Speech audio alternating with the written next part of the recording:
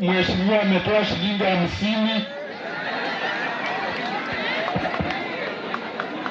Haya.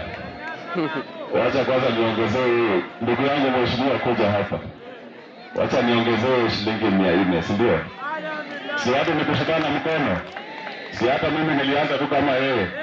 Hata Okomba si alianza tu kama yeye. Na leo si kitu. Wacha niongezee huyu ndugu yangu shilingi 400.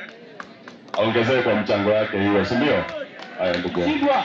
Nikishindwa tafadhali. Mimi ukiona huyu waje kumpatia wakati huo. Sipatie Bilali Tembele Bilali. Ama unaona gani? Sinangu tena hiyo. Asanteni sana. Shukuru wangu Bilali. Asante sana. Tutakuwa pamoja tutafanya kazi pamoja. Asante ndugu yangu. Basi. Kwanza kabisa kwa heshima kubwa wacha niweze kuchukua fursa hii niweze kusema pole kwa familia kubwa hii ya mzee wetu Rajab kwa kumpoteza mke. Mzee wangu Rajab, umesahau kidogo, najua mimi nimekuwa na shughuli mingi kidogo, nimepata habari ya hii matanga jana na nikasema nifunge shughuli zangu nije nilie na mzee wetu Rajab. Kwa hivyo mzee Rajab, mimi ni kusema pole. Hii ni njia yetu sote. Mama ametutangulia, sisi letu la muhimu ni kumwombea dua Mungu wa huruma aweze kuiweka roho yake mahali pake. Pili, mama zetu wa soko pia niweze kuwapatia rambirambi kwa kupoteza mwenzenu. Mimi najua huyu ambaye amelala, nyinyi mama zetu wa soko ni mwenzenu, na mimi nataka kuambia mama wetu wote wa soko, poleni sana kwa kupoteza mwenzenu. Nikiwa hapa, vile mnajua, mimi ni mwanasiasa na imams wetu, mimi nataka kuwashukuru.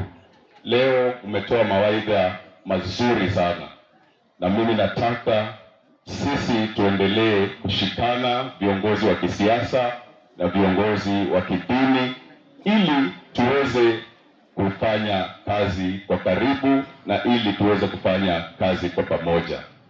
Jambo ambalo mimi ningependa tu kugusia, ambalo ndugu yangu Saidi amegusia, tafadhalini vijana wetu. Mimi najua tuko na shida kidogo, kuna mambo ya vijana kutumiwa. Lakini pia sisi kama wazazi natakana tujiulize kwa nini vijana wetu hawa wanatumika na wanasiasa. Mimi najua hawa vijana wamekosa mambo ya kazi.